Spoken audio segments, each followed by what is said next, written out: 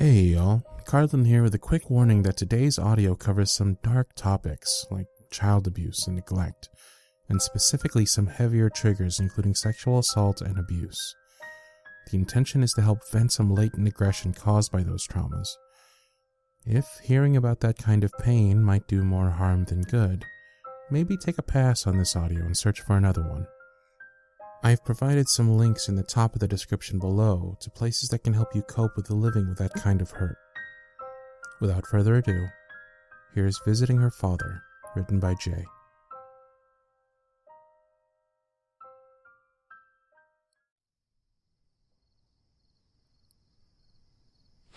Let's see. So many dead people. There's literally acres of them here. Section 5A. There it is. There he is? I'm not really sure how you put it. Okay, Cardlin. This seems a little weird, even for you. Talking to your girlfriend's father's headstone? Okay, just say what you came to say. Hi. You don't know me. Probably because you're just a rotting corpse buried 6 feet below me in a cemetery. Jeez, this was a terrible idea. But I came all the way out here for a reason. Might as well go for it. So, let me start again. You don't know me, but I'm the man who's in love with your daughter. I think I might even want to marry her when the time is right. Since you're not alive for me to do this, I had to come out here. I have something to say to you, and frankly, it doesn't really matter if you're here to hear it. I just needed somewhere to get this off my chest, and this seemed symbolic, I guess. I didn't come out here to pay respects.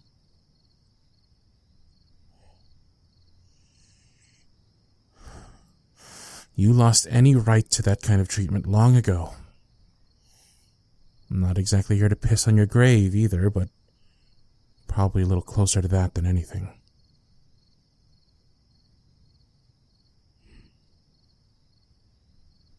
I get it, man.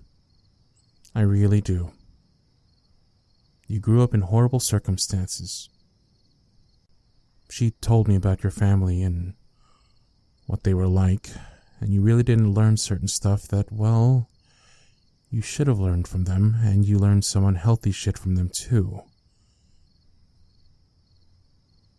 You didn't learn that sex was about love and consent.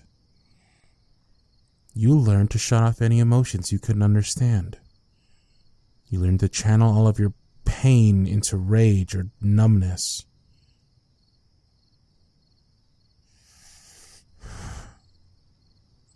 You thought fondling your daughter was showing affection. The affection you never got because that was how certain adults around you showed affection to your sister. And maybe you wanted that affection so much that you couldn't understand how it could possibly hurt. Hell, I don't know what you were thinking. Maybe you weren't thinking.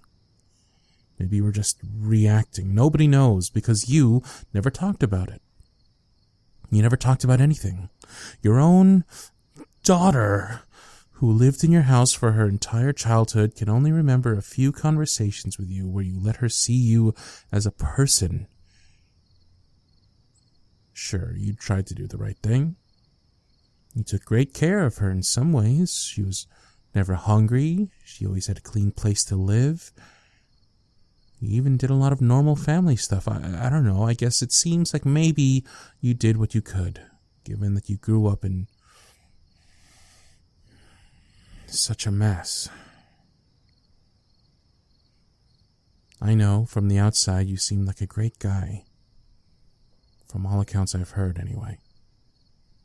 People genuinely loved and respected you, including your daughter. And in your way, I know you loved her very much. But you had a hell of a way of showing it. The safest place in the world for her should have been in your arms, but you even ruined that for her. Now, sometimes I have to ask her if it's okay just to touch her, to hold her goddamned hand, or if that will be too much, too overwhelming for her.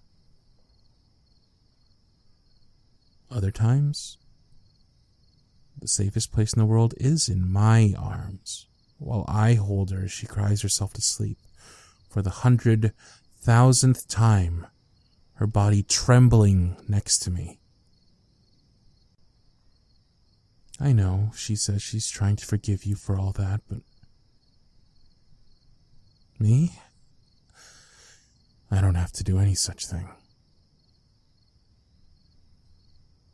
She's always careful to tell me you never hurt her badly, physically, that it was only being hit with a belt or a stick or whatever, as if that makes it okay.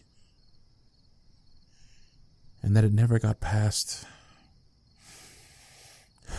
groping and exposure and sexual comments with you. But Jesus H. Christ, wasn't that enough? This is your daughter I'm talking about.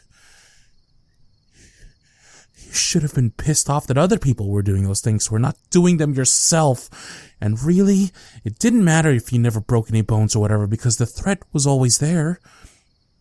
She knew what you were capable of doing.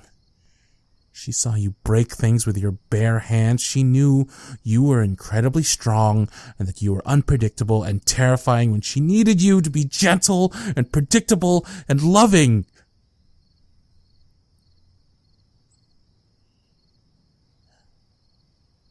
You might come in from working outside and be in the mood to watch TV with her after dinner or even joke around. Or you might be feeling affectionate and grab her ass or breasts or her crotch in some misguided attempt to do I don't know what.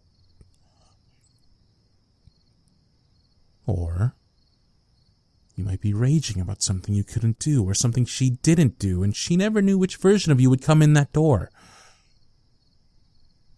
She told me she used to hide in her closet sometimes. But you always found her. And then it was worse. You once told her you had two emotions, anger and indifference, and she should be happy when you're indifferent. Given those two choices, I suppose you were right. Let's forget for a moment about things you did. What about the things you didn't do? There were so many times you failed to protect her. There were times you needed to protect her from her own mother, but let's not even go there. How about this? She came to you when she was being bullied. We're not talking little stuff here either. I can't even repeat what they were doing because it makes me too angry. She still has nightmares about it, you know that? And what did you do? You told her to stop crying. That she had to learn to stand up for herself or maybe just ignore them because she was rewarding them by reacting. So somehow you thought it was all her fault and you wouldn't get involved. She was in grade school, man. These kids were way older and she had to see them every goddamn day on the way to and from school. What the fuck was she supposed to do? So, she learned that no one was going to help her. So later, when people did bad things, I mean, really bad things, she learned not to say anything.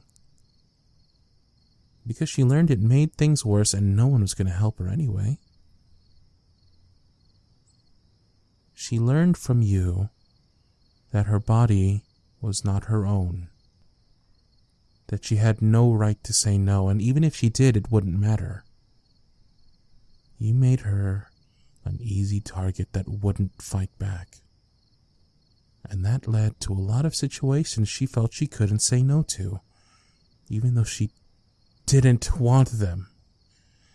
And that might seem ambiguous, but from what I've heard, it was sexual assault, even if she doesn't call it that. There was at least one incident that was not at all ambiguous. That's what you taught her to do, to treat other people violating her as normal. She learned to go inside herself and dissociate to escape the pain. Whole chunks of her childhood are just missing. A black hole she disconnected herself from, and actually, I'm so grateful for that because it was clearly what she had to do to survive, even if in the long run it has complicated things. When dissociating didn't work, she learned that hurting herself sometimes helped. She learned to cope in an unhealthy way at a time when she really needed you. And you weren't there for her. I know it's probably what your parents did to you, but wouldn't that make you want to do better for her? What the fuck was wrong with you? What the fuck was wrong with you? Jesus Christ, what the fucking fuck was wrong with you?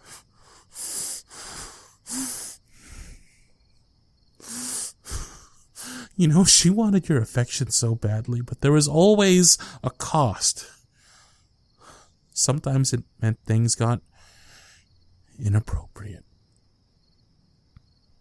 Sometimes you outright rejected her. Maybe those times you were trying to protect her from yourself. Whatever your reasons, it crushed her. I think the saddest story she ever told me was how she would lay down in a pile of dirty laundry sometimes just to smell the diesel fuel and sweat on your clothes, because it reminded her of you hugging her, because she couldn't just ask you for a hug. She still thinks of you every time she smells diesel. She still longs for hugs from a father who could show her he loved her and stop at just a hug.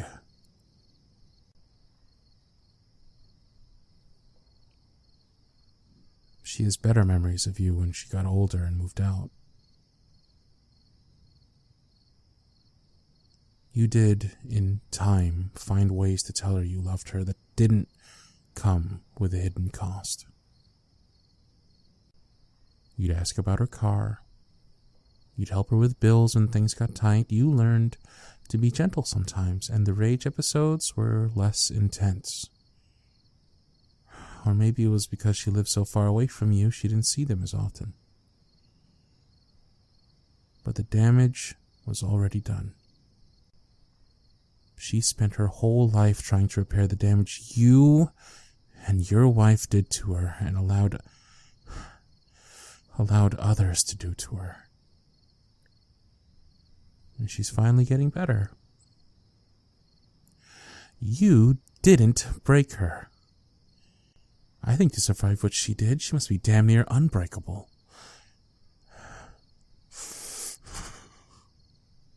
And that's what I came to tell you.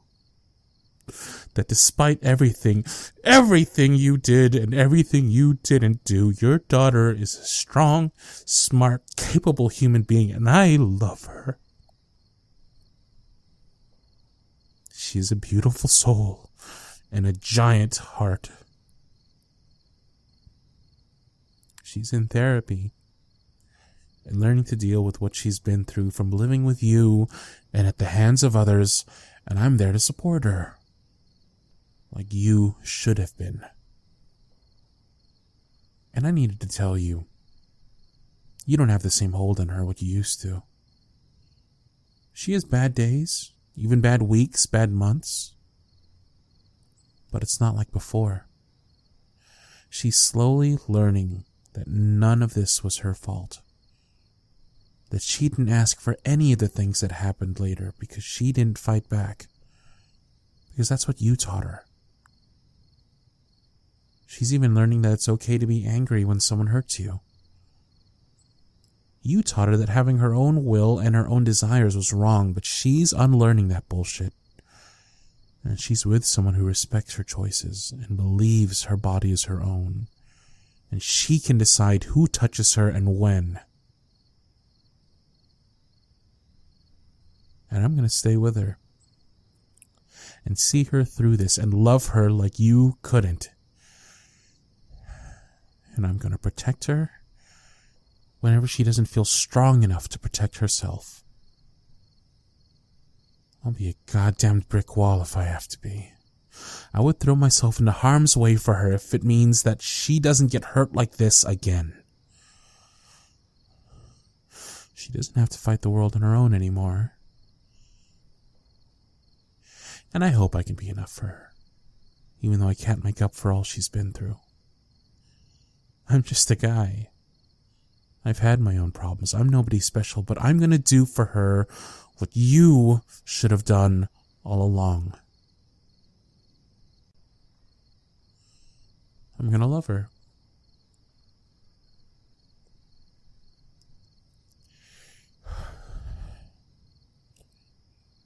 And that's what I needed to say.